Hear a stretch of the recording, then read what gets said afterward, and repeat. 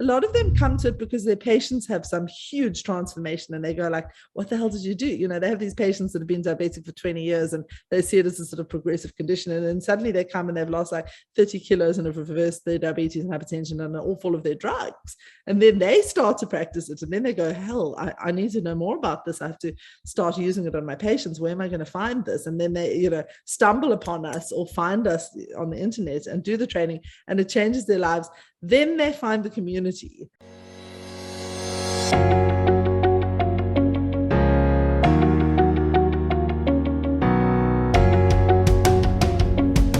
Hello, my name is Donald, and welcome to the #1 media company, WorldView.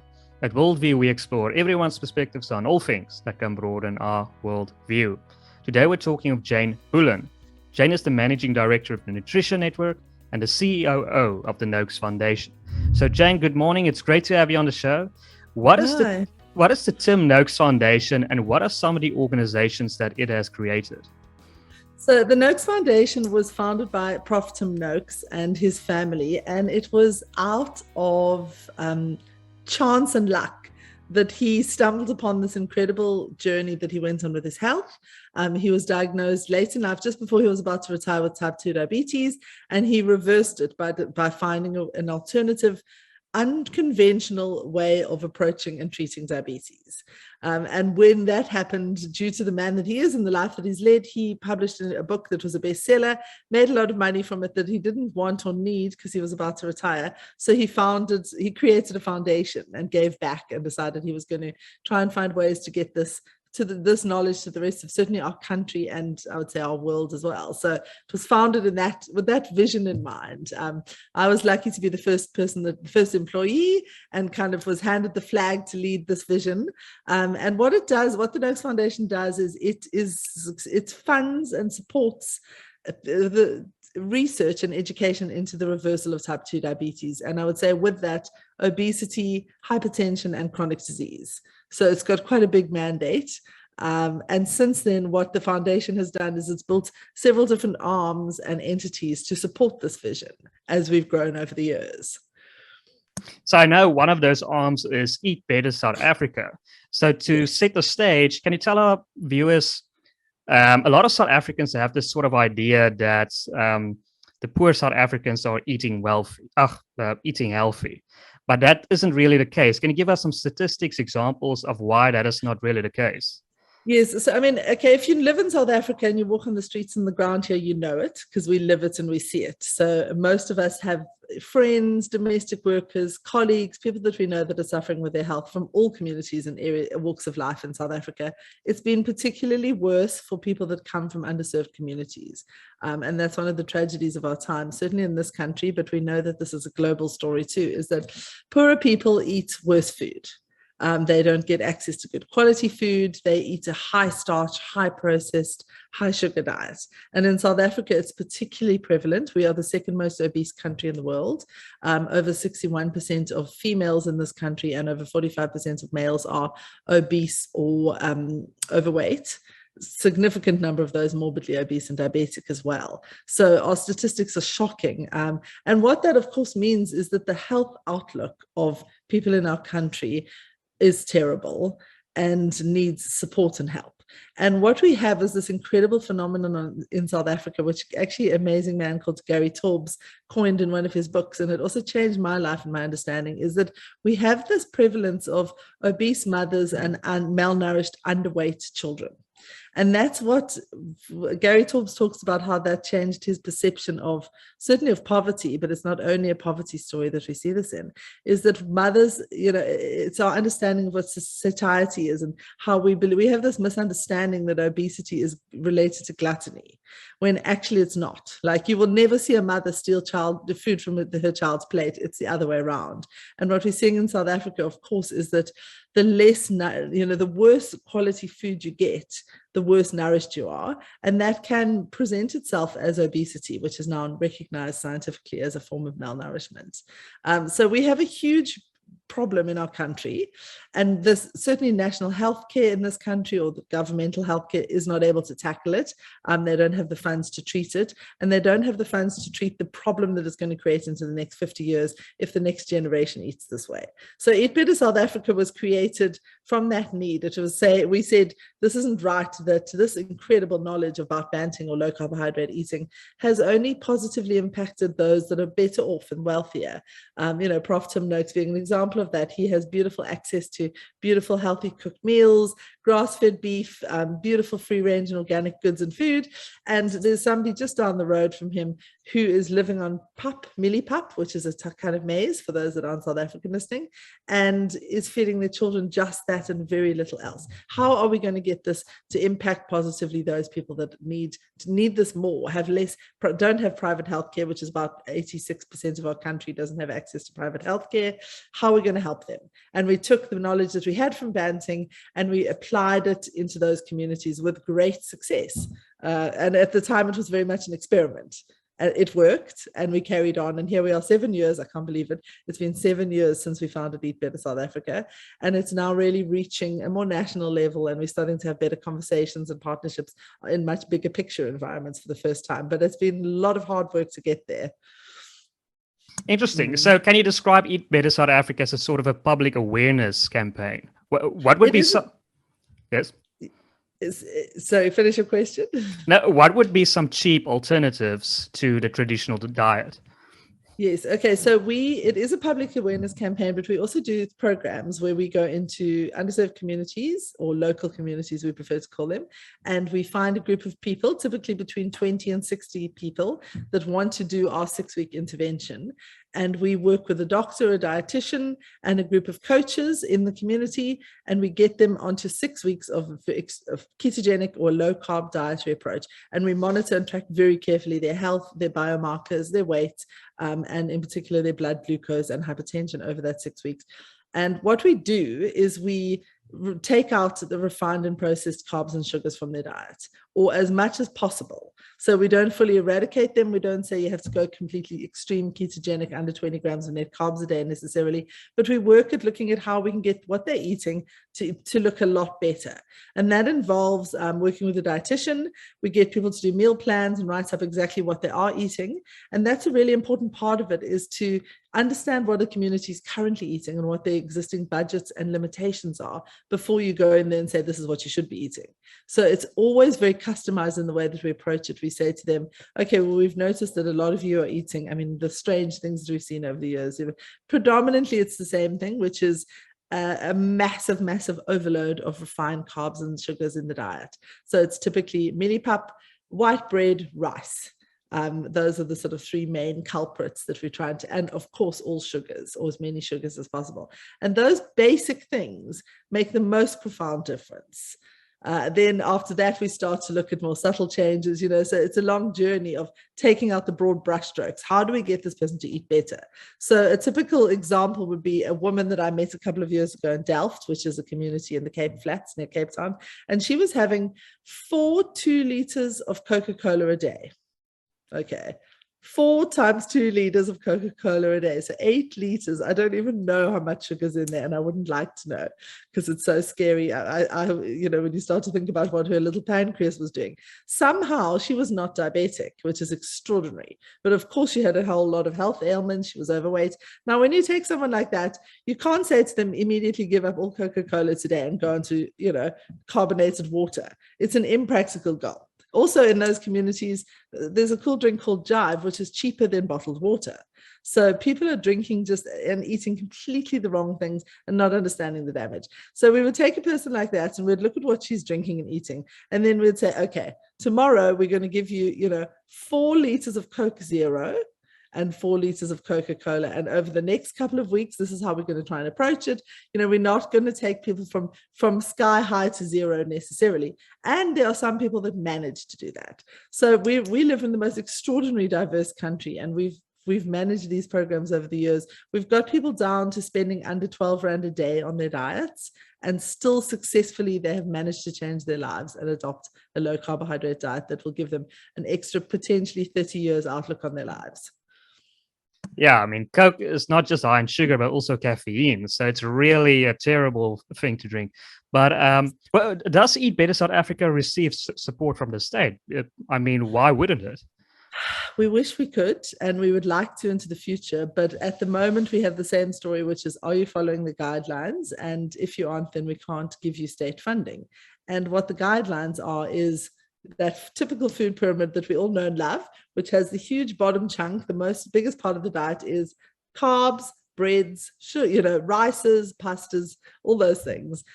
So that's the challenge that we have. We have, however, just started a Department of Health mutually supportive or collaborative clinic, which is going to run for the next year in one of the communities in the Cape Flats, and that where they are actually building it into their diabetes treatment programs. So that's a really, really important pilot for us, because we believe when they see the results in a couple of months' time to a year, they will start to want to be funding the program and implementing it nationally. I don't think a lot of people notice, but I mean, we sort of assume that people always used to eat bread and maize and etc. But in history, people always ate also a lot of traditional meat. That's gone from the diets. Isn't that also a factor that's now relevant here? Absolutely. I mean, we have a very interesting, every community that I've ever been into, I've heard the same story from everyone. And they've said, why would we give up our traditional foods? And the problem that we have in South Africa is that some of our big companies, our big food companies, have been unbelievably successful in educating communities into thinking that millipap, in particular pap, is their community indigenous food. When actually, when you start to look back in history, that is not the case. Maize didn't exist in South Africa pre-colonization. So it's very much a sort of unfortunate side effect of colonization that local communities believe that that's indigenous food. We had, beautiful, beautiful quality food, beautiful meats were eaten, fish was eaten from the land, and indigenous communities were incredibly healthy until processed food and big food re-educated our country and told them that millipap was traditional food. And that's one of our huge health crises that we have to tackle, is people do need to understand that pap didn't exist here. It was brought by colonists on a ship and planted because it was an easy mass-produced food intentionally to feed animals, and it's now become a main part of the human diet. But that's not what we should be eating. And it's not what certainly our grandfathers and our forefathers ate. And we are not physiologically able to or designed to metabolize those foods. So I know another arm of the Tim Noakes Foundation is the Nutrition Network. What is the Nutrition Network, and what is the requirements to join the Nutrition Network? So the Nutrition Network was another spin-off that came from our vision of the Noakes Foundation, and we were trying very hard to find doctors in South Africa that we could refer the millions of people that were writing to us, asking us all sorts of questions about their low carbohydrate diet and their diabetes and their gout. And Prof. Noakes was trying to actually personally reply to each of these emails. And we then tried to find a network of doctors, some of whom I went to, thinking, okay, oh great, this guy says he's a low carb, this is a low carb cardiologist, and then realizing dismally that they didn't understand the science. And we said, we actually need people that we can send people to that understand what we're talking about, because it's a new science and there weren't many. So what we did was we created one training, which was a professional training in low carbohydrate practice. And that was meant for South Africa. And we hoped that we would train about 30 South African doctors in that first year, so that we'd have a good couple of doctors we could send patients to. And what we didn't expect was that we'd have hundreds of people from all over the world doing the training in the first week. So it was an unbelievably great problem to have, was that we grew incredibly quickly. And we are now the sort of world's leading trainers in ketogenic and low carbohydrate or therapeutic carbohydrate restrictive eating. We have over 18 trainings that have CPD or CME qualifications attached to them. And we are unbelievably lucky to have thousands of doctors, dietitians, nurses, specialists, oncologists, and physicians from all around the world that have done our trainings. So that's where we are at the moment with it. So it's not. And then you asked if what is required to train under the Nutrition Network. So as I said, it was created for doctors, and we were very strict that it was only for registered medical professionals. And a year or so in, we realized that there were more coaches that were more able to support the sort of the larger span of the community. And that was when we created a new division within the Nutrition Network that trains coaches, or we call them advisors, and then they go on a long journey and a path to certify as actual coaches. But that's a really, really important bit that's been lost a little bit, certainly in medicine, but in the treatment of diabetes and obesity, is that person that's the coach. So, you look at weight loss groups all around the world. I mean, when I was about 11, my sister was a little bit overweight and my mom signed her up for way less. And we used to have to go every week to this weird old church hall. And there was this sort of fun auntie dancing around and weighing everyone and motivating them. And she had no medical knowledge, but she was just there to keep people on track. And that's the reason that, Oprah Winfrey bought into Weight Watchers, and why these, of course, unsuccessful in the diets that they apply, but why these weight loss groups are so big still in the world is because people need community and motivation in order to lose weight. And they don't get that by going to a doctor. And they don't, and that's what, it's losing weight. When I say losing weight, it's to reverse diabetes and to reverse chronic disease, because it's part of the same pathology. So advisors and coaches are extremely important. And what we're hoping is that the medical profession will work much more closely with them into the future, which we're already seeing in functional medicine and integrative medicine. Most functional doctors have at least one or a couple of coaches and a dietitian as an integral part of their practice. And I hope that's where we're heading. So can you study it online? How long does the process take to be a part of the Nutrition Network? How specific does it work? Yeah, so it's all online until you get to the final certification trainings, and those are kind of more face-to-face, engaged with actual coaches and lecturers. But until that point, you work online, self-study, e-learning in your own time.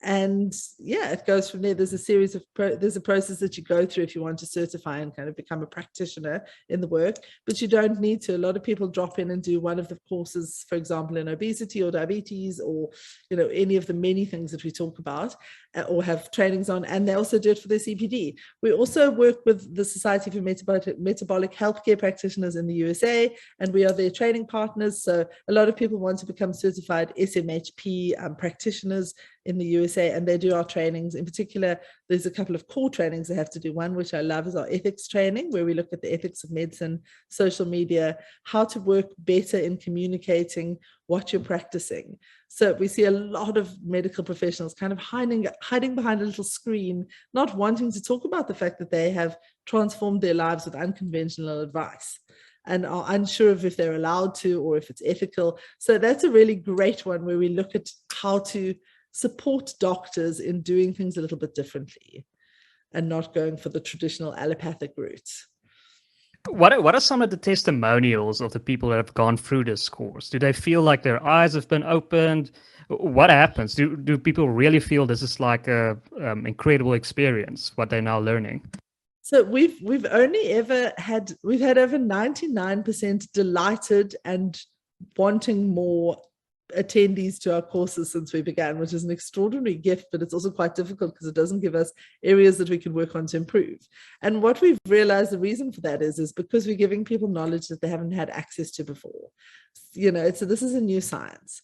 And a number of things that we've had to do over the years is formalize that. So we're about to finalize, we've done a 3-year write-up of our science and our methodologies, which is coming out, is being published by Elsevier International later this year, which is an actual academic textbook for medical students around the science of therapeutic carbohydrate restriction. And that's good. That's also supportive. But our actual trainings they don't just teach people how to apply this to their practice. They offer people a community and a space that they feel is like home. And the reason for that is we have a lot of doctors and practitioners that are working in quite isolation to some extent. So they've found this changed their lives. A lot of them come to it because their patients have some huge transformation, and they go like, what the hell did you do? They have these patients that have been diabetic for 20 years and they see it as a sort of progressive condition. And then suddenly they come and they've lost like 30 kilos and have reversed their diabetes and hypertension and are all full of their drugs. And then they start to practice it. And then they go, hell, I need to know more about this. I have to start using it on my patients. Where am I going to find this? And then they, stumble upon us or find us on the internet and do the training, and it changes their lives. Then they find the community. So we've got a lot of amazing, an amazing Indonesian cardiologist wrote to me recently and said how to change her life. And she was alone, so she didn't want to share it with her colleagues. And then she did our training, and she's now in this, we have an online medical community, which is off social media, so people can share actually more openly with a bit less censorship. They go into the space and there's actual support. So it's like dropping into a room of like-minded people without actually having to fly across the world, and being able to have access to this wisdom, access to the lecturers, a community when you're feeling alone somewhere. And then, of course, they found out, oh, there's someone around the corner that's also practicing it. And we start to change the world and change people's health with this simple knowledge, which is what we're hoping to do. We're hoping to simplify and give medicine back to healthcare.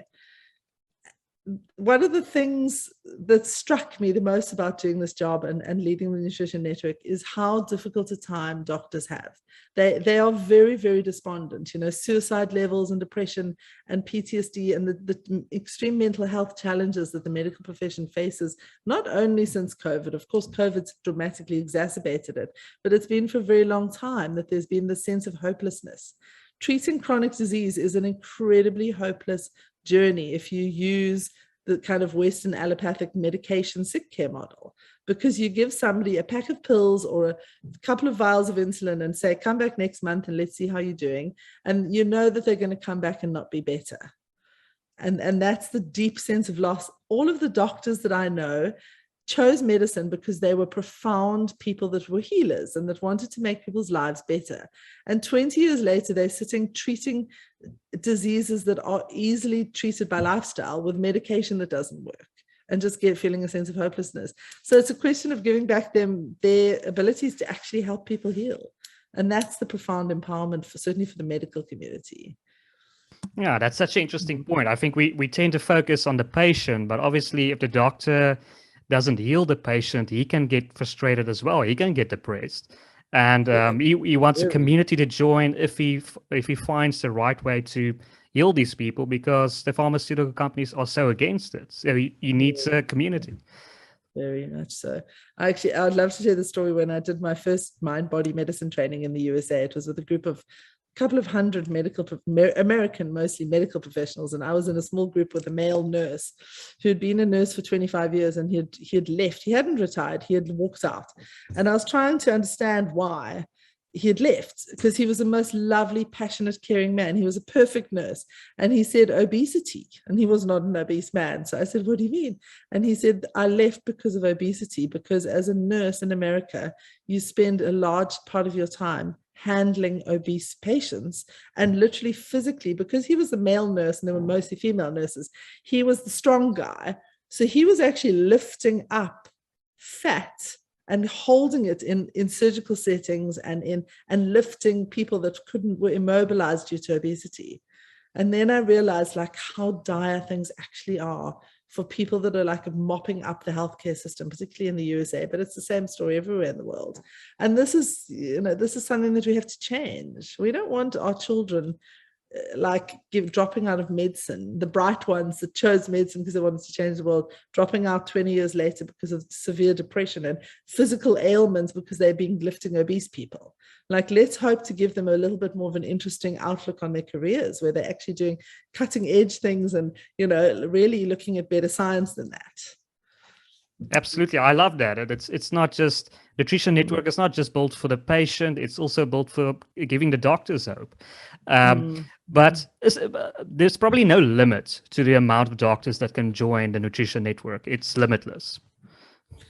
Well, pretty much so, yeah. We're online, so we can scale quite large, and we've had several thousand people do our training so far, and we'd like as many as possible to do them, purely because of how important this information is. So does the Tim Noakes Foundation have any plans to expand? Is there any plans to create more institutions? You're doing so well. Sure. So what we're doing at the moment is the Noakes Foundation is kind of like the seed for all of these things that have spun out of it and that have grown and created their own lives and their own feet. And what we are looking at doing next is building and creating quite a profound research lab that allows for research to be I'm not going to say unfettered, unhinged, untethered from very, very formalized, slow-moving academic settings. So research historically, and I've seen this through the couple of years where we were still at the Sports Science Institute and at University of Cape Town. University and academic research has a lot of limitations to it. And there's so much important, critical, big research that needs to happen, certainly in the sort of human biology, dietary areas. And we want that to be able to happen in a very, impactful, well-funded, positive way. So we're looking at creating better, more funded research opportunities for the great bright minds. And that's a very difficult thing to do because the good researchers tend to get funded by industry.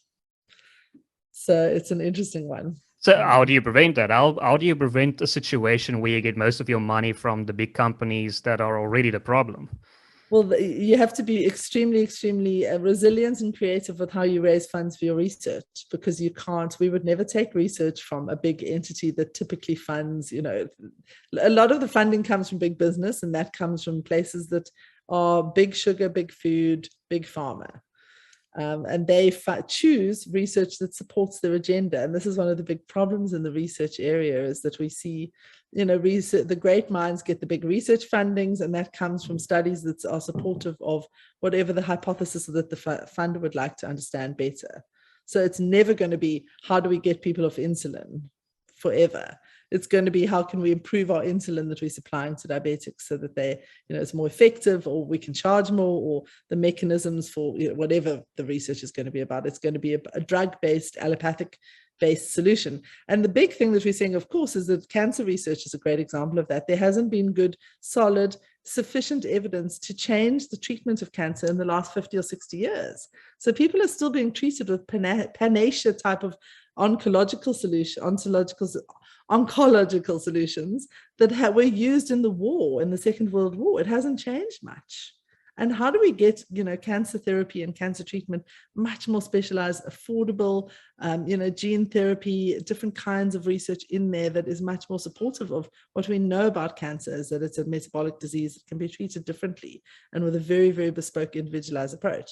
There's so many huge gaps in research, and that's our next big thing, is to, of course, expose the fact that research has been completely agenda driven for so long, and then expose that human health has been captured by big pharma, big business, and by research that's been so focused and targeted.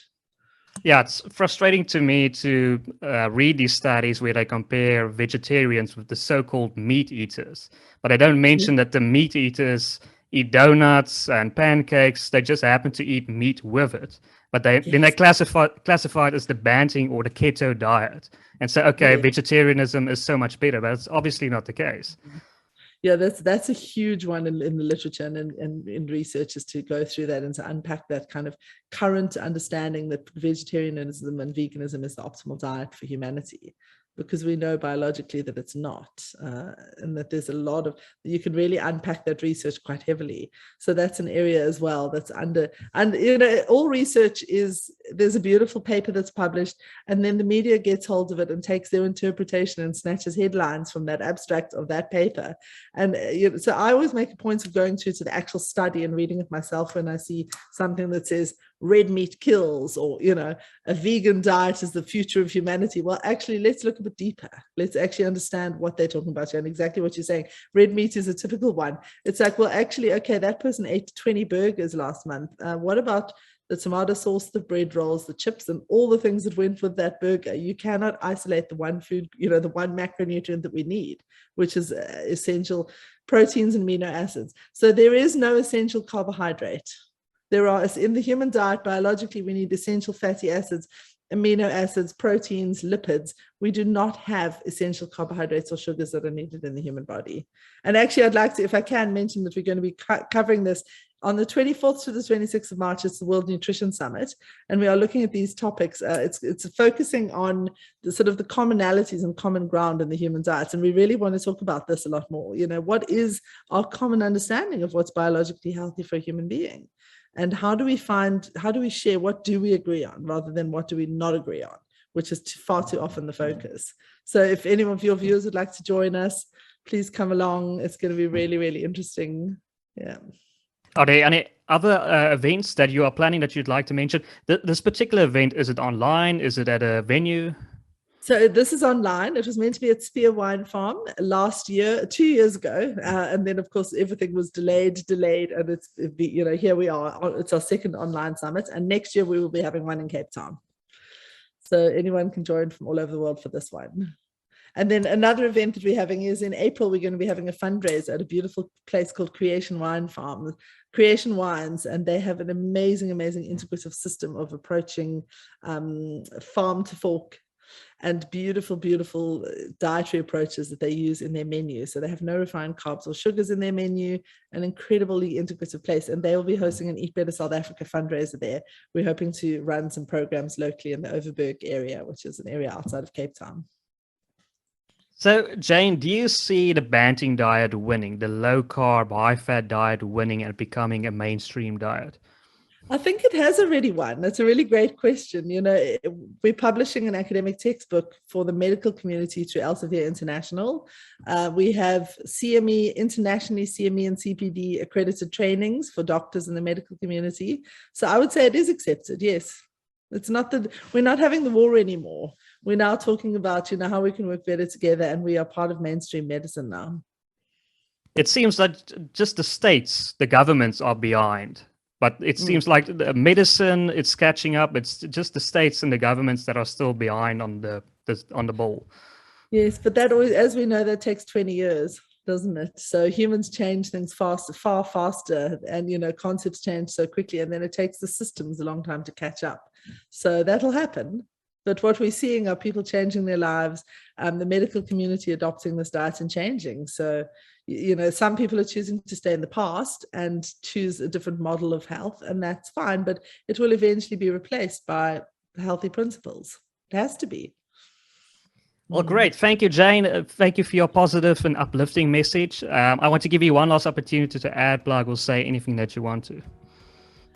Just please join us. Change your diet and change your life by choosing more carefully what you put into your grocery basket every month. Start there. Absolutely. Well, to our viewers, please consider liking this video, sharing it as widely as possible, and subscribing to our channel. My name is Donald, and you've been watching WorldView.